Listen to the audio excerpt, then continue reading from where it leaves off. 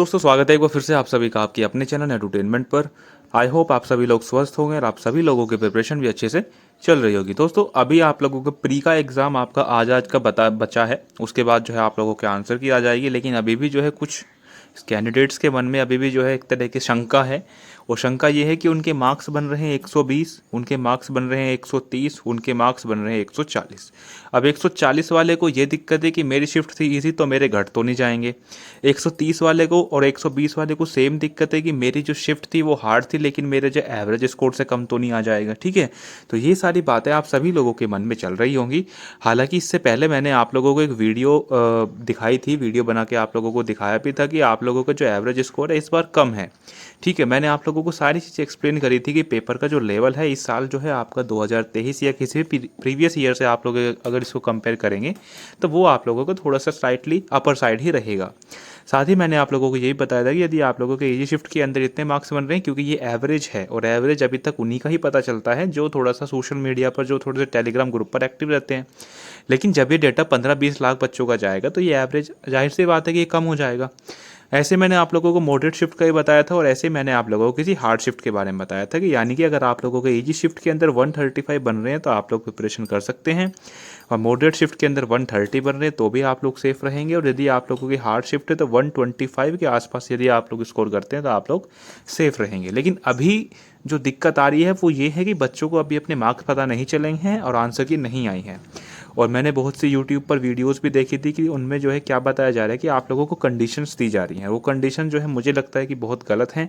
अब जिसके 140 आ रहे हैं वो तो अपने आप को थोड़ा बहुत मतलब कॉन्फिडेंस उसका रहेगा मेंस के प्रिपरेशन के लिए, लेकिन अगर किसी के 120 आ रहे हैं तो उसको कोई कॉन्फिडेंस नहीं रहेगा। अब वो कंडीशन क्या है आप भी जानते हैं कि 4 कंडीशन है। एक वो है जिसका प्री क्लियर हो कुछ मार्जिन से लेकिन मेंस में फेल हो गया है ना, कुछ इस तरह कंडीशन है। बड़े बड़े यूट्यूब पर जो है इस चीज़ को दर्शा रहे हैं।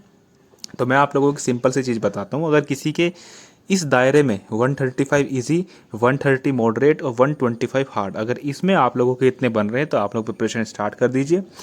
लेकिन अगर किसी के इन इन ये जो मैंने आप लोगों को ये जो रॉ स्कोर जो बताए हैं अगर इनसे आप लोगों के कम बन रहे हैं तो प्लीज़ आप लोग आंसर की का इंतज़ार कर लीजिए।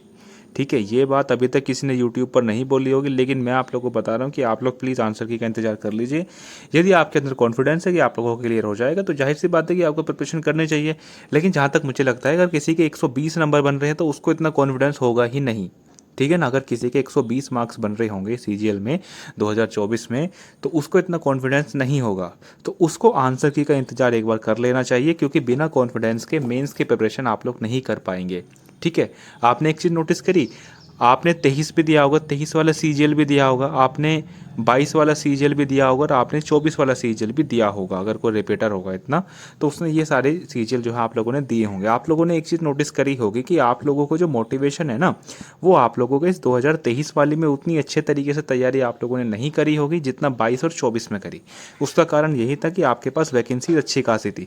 ठीक है, तो हमारा माइंड दोस्तों इस तरीके से डिज़ाइन है कि इसको कोई भी मतलब एक तरह का लालच चाहिए, है ना। तो एक तरह की इसको एक्साइटमेंट चाहिए। वो एक्साइटमेंट ऐसा तो आए कि नहीं कि आपके 120 नंबर आ गए और दिमाग से उठ के खड़ा हो गए चलो अभी मेंस फोड़ेंगे। ठीक है, ऐसा नहीं होगा। तो मैं बता रहा हूँ कि जिसके अगर 120 मार्क्स अगर आप लोगों के बैठ रहे हैं तो आप प्लीज़ आंसर की का एक बार इंतज़ार आप लोग दोस्तों कर लीजिए।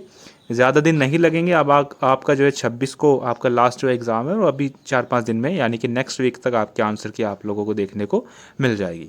आई होप आप सभी लोगों को ये सारी चीज़ें क्लियर हुई होंगी। तो इस वीडियो को ज़्यादा से ज़्यादा शेयर कीजिएगा, वीडियो को लाइक करना और चैनल को सब्सक्राइब करके ज़रूर जाइएगा। चलिए जी, धन्यवाद।